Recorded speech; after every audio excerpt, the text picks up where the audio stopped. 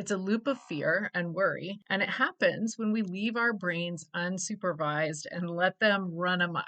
Now, the cool part of this is that the brain can't respond to gratitude and fear at the same time. Are you ready to live your best life, make healthy choices, have success, have fun, and still have time for everything else? I'm here to teach you how to do that, and we'll all learn together from guests along the way as well. Follow along for some powerful tips on cultivating gratitude, making healthy choices for mind and body, and having fun doing it. What if all the angst and worry actually don't help? Oh my goodness, let's keep learning how to do this differently. OMG, hello, my friends. It's a new week, and here we are in episode 4. Did you notice that this is a part 2 episode? Last week, I chatted with Jennifer Richwine in episode 3 about her book, With Gratitude, and about how powerful it is to express gratitude and to write thank you notes. If you missed that, make sure to listen after this. This week, we're talking about living in gratitude. I'm going to focus on this in 2 different ways. First, if we can switch to gratitude, we can crowd out the fear and worry that often is spinning through our heads all day. The two do not play well together. You know that it's a powerful concept that the thoughts we choose create the feelings we have, which affect the actions we take and the way we interact with the world. Have another listen to episode 1 for all the background on that relationship. Our brains, however, are somewhat hardwired to be in what I would call protection mode or safety mode.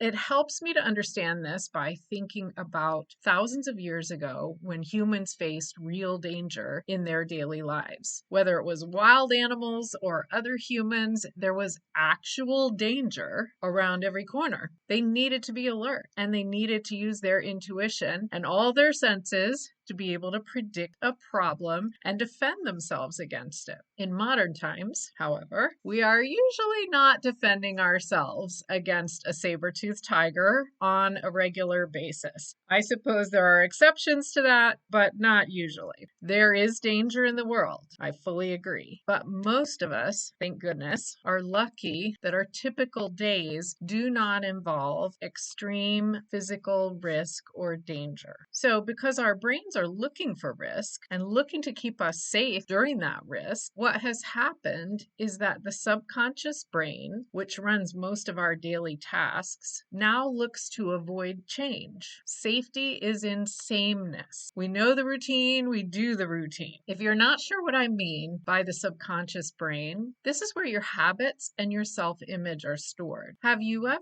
driven somewhere, for example, arrived there, and wondered how in the world you just got there? You have no recollection of the drive at all, and you hope you even drove appropriately. I'm pretty sure we've all done that. Or maybe if I ask you now to think back to brushing your teeth this morning, maybe you hardly even remember. This is the subconscious brain running the show. You already know how to do those things. You don't have to do any conscious thinking and evaluating. You just brush, you just drive, especially if it's something you do all the time. So that means that to the brain, sameness feels good and safe. Now, change, on the other hand, feels risky and scary. Even if you're starting something new that you really want to do and believe you can do, your brain will often put out dire warnings. Imagine this in all caps. Worry!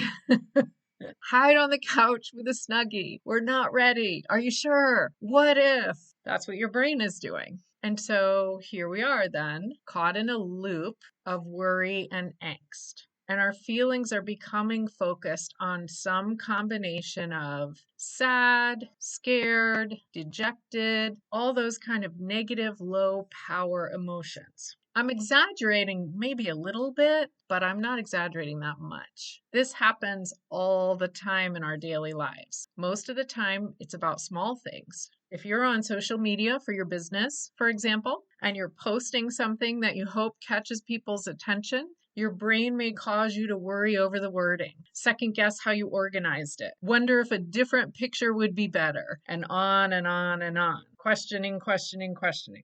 It's a loop of fear and worry, and it happens when we leave our brains unsupervised and let them run amok. Now, the cool part of this is that the brain can't respond to gratitude and fear at the same time. If we can figure out a way to switch to feeling grateful, thankful, the fear will recede. Our brains simply can't focus on both at the same time. So if you remember anything from this episode, remember that. That's exciting stuff. We're feeling good about this. But you're probably asking, well, that sounds great, but how? How do I switch to gratitude when I'm knee deep in fear about something new, the next step, what they said, what's going to happen, all that stuff? Henry Ward Beecher said that the art of being happy lies in the power of extracting happiness from common things. I'm not going to tell you that this is always easy, and I'm not going to tell you that you'll be perfect at it right away, and that's okay. If you start creating some gratitude habits in your life, you will gradually train your brain to be able to switch into this mode when the fear and worry creep in. Okay, then, here are a few ways to start creating a gratitude habit. First, maybe you'd like to have a token or a reminder that when you see it or you feel it in your pocket, you remember to find a few things right then that you're grateful for. If you can find a stone or a coin or some kind of small item that already has some positive association with it, start carrying it with you or keeping it in a prominent place at home. When you see it or feel it, pause and think about a few things you're grateful for. It can be as simple as the sun on your face, the person you're talking to, the food you had for lunch, or as big and meaningful as your relationship or your success or your new job or whatever. The exact things you're being grateful for in that moment don't actually matter, interestingly. The feelings matter. Start practicing feeling this gratitude. Smile to yourself. You could even add in Mel Robbins' technique of high-fiving yourself in the mirror and feel how wonderful all these things are. Feel the happiness. It's the feeling that has the power. And if you heard me say in one of the early episodes, this was the struggle for me. I am so analytical. I want the right answer and I want to reason through it with logic, that learning how to just feel took quite a bit of practice. And that's okay too. Practice is kind of the point. I eventually learned that. Okay, second thing you can do as a gratitude habit, whether or not that first method fits your personality, that's fine. Here's another to try. Grab a notebook or a journal or open a note on your phone or device or laptop, whatever, and start writing down gratitude each day. You can do this first thing in the morning so that your mood gets a boost immediately when you wake up, or you can do it midday for a reset, or you could do it before bed as you look back over your day. In one of my favorite books called The Gap and the Gain, the authors recommend writing down 3 wins from your day every evening. So that's kind of the same thing as gratitude. 3 things that you are so happy about from that day. Guess what's more likely to be running around in your mind while you sleep? The good stuff. Again, these do not have to be big things. If you're just struggling to think of anything that day, be grateful for your morning coffee or fizz stick. Be grateful for the weather. Be grateful for your cozy socks. Whatever you can think of in the moment. Again, the feeling is the power. Make sure you're not simply writing a list to check that off of your to-do list. You're feeling gratitude as you make the list.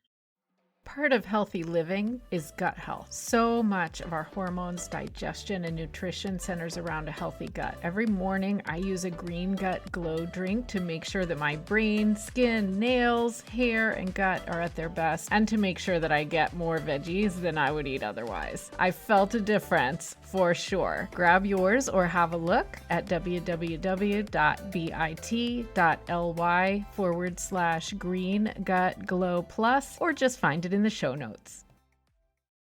I'm going to add a third thing here also that's a little different. So Sandy Gallagher from the Proctor Gallagher Institute talks about sending out gratitude and good feeling to those that you know mentally, especially to those with whom you might not have the best relationship at the moment.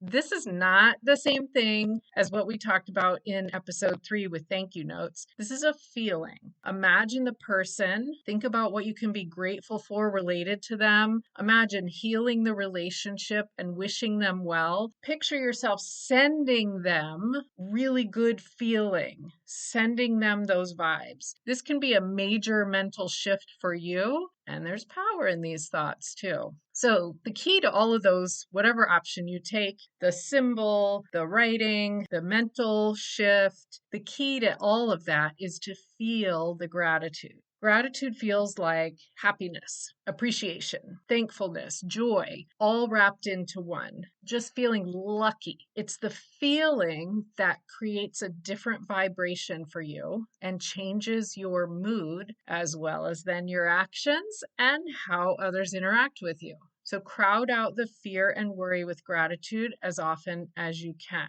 Again, this won't always be easy. I get that. It's true. It's not always easy for me. And it's the practice that is the power. We'll be practicing this forever, and that is good. There are days when I am just in a mood and I do not feel like being grateful for anything. I am one of the first to rebel against some of the things that I know I should do on some days. And that's okay. I try it a little later that day, or I try it the next day, and that's okay.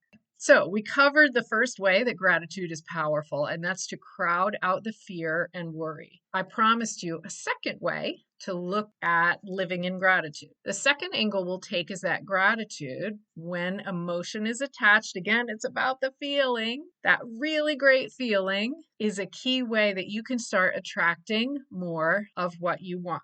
I used to think that if I decided to be grateful for what I have now, even while not being where I want to be yet, then it would stop me from getting there. So for example, you're playing on a sports team. Forgive me if you heard my second episode, you know I never played on a sports team, but my kids did. So I understand it. But let's say you're playing on a sports team and you're having just a really rough season. It seems weird at first to think of being grateful for this losing season or the losing game. Why would we be grateful for that? Won't we just get more of it? Or maybe you're job hunting, or you hate your job and you want a new one. Why would you try to be grateful for your situation now? Because wouldn't that mean you couldn't find something new? That's what I thought, and logically, that really makes sense. It feels weird to be grateful when you're clearly not satisfied with where you are. And honestly, every time we start something new, I think we have a little struggle with this. As I start my podcast, I have to keep myself in gratitude for every one of you who listens and every bit of feedback I get and the potential of this becoming as big as I want it to. And at the same time, not fall into worry about what if it doesn't? What if it doesn't? What if it doesn't? What if it doesn't? And that's a challenge. It's a challenge for everybody. So we're feeling a little weird about being grateful when we're not yet satisfied with where we are. And I want you to try to think differently about this. So hang in there with me because this is a bit of a brain teaser. So Gabby Bernstein, in her book Super Attractor, explains that negative thoughts and emotions embody low vibrations that keep us from matching with what we want. In fact, when we focus on really not wanting that, whatever it is that we have now, we're becoming a match for what we don't want, a match for the very thing we don't want. So job hunting, income levels, college choices, relationships, all of it, focusing on what we don't want can lead to more of that. As we keep this focus on what we don't want, it changes our energy. We start to seem uncertain about what we're doing. Maybe we think smaller. We act smaller. We've lost trust in ourselves that we're worthy of this big thing that we want. And then we send those vibes out to other people and they feel it from us. So she says, to make your good feeling thoughts such a priority, meaning gratitude, that the feeling of well-being becomes natural to you. Allow well-being to come to you all the time and see it coming easily. One of my favorite ways to visualize this comes, I think, from the movie The Secret, where I want to visualize good things coming like turning on a water faucet, flowing out of the faucet. It feels so easy that way. So if your sports team is losing and the season has been frustrating, and I mean a team on which you are a player, deciding to be grateful during every practice and game for the great friends you have on the team and the good plays that happen and the fun activity you're doing and the healthy things you're doing for your body is more likely to bring more good to you in this situation than to get your team stuck where it is. More good is better. It's kind of a fun sentence. More good is better. So let's go a step further and talk about appreciation. Abraham Hicks talks about this in a lot of different ways. Appreciation means to be present right now in your current situation and to love it, to enjoy it, to see the good things, to bask in it. Now, that might be easier said than done sometimes. I fully agree. And that's totally fair. But when you can do it and feel it, appreciation is magical. You're purely focused on noticing what you like about what's going on now. And you're not so tempted to stray into thinking about if only and what I'll have soon. And I hope this happens. Even interestingly, when we're trying to focus on gratitude, sometimes the thoughts about what we lack still kind of crowd in. Maybe we're really focusing on being grateful that the bad thing that happened yesterday isn't happening today. That's okay, but it's not as powerful as the joy, that joy feeling and vibration that can come from appreciation of right now. And even saying this about appreciation, I can feel myself being happy. There's even a joyful feeling attached to the word. I just love this concept, and I really only learned this part recently. I love to sit in my living room in my house, which has a ton of windows and gets a lot of sun, and just kind of bask in the sunlight like a cat. If the house is quiet, the sun is bright, I just sit and appreciate it. It feels fantastic. And what we're saying is that feeling fantastic attracts more things into our lives that feel fantastic. People read these vibes from us and they respond to us differently. We take different action when we feel this way, and good things can come from that. So I'm not saying you don't have to take action. What I'm saying is, if you can come from a place of feeling good, the action you're going to take is very different. Okay, I can't give you a guarantee that all good things will happen when you start strong habits of gratitude. No one can. You never know what is going to happen. I can say, however, that you will have joyful moments in your day. And if you can grab those feelings, even just for a little while, they will chase away the fear, the angst, the worry, the sadness, even just for that little bit of time. And that is healthy and good and powerful. We could go down a whole nother path with this, which I am not going to do today, about hormone levels and stress. Switching over to gratitude from fear and worry changes your body physically as well. And it doesn't take long for that change to happen. It is amazing how the body functions. So try this. Pick a habit from the 3 I mentioned. Try it daily or even as often as you remember. Be kind to yourself as you try to get into new habits. And sit right now and see if there's something you can appreciate about today, about right now, and feel it. And tell me how this gratitude affects you. It's a life changer. I sure hope you enjoyed today's episode. OMG, I would be so honored if you would take a moment, leave a rating, and leave a review. Let's get this message out further into the world. Make sure you've subscribed as well, and why not grab a screenshot and share it on your social media. Now it's time to head down to the show notes and see the resources I mentioned. Go find what you love.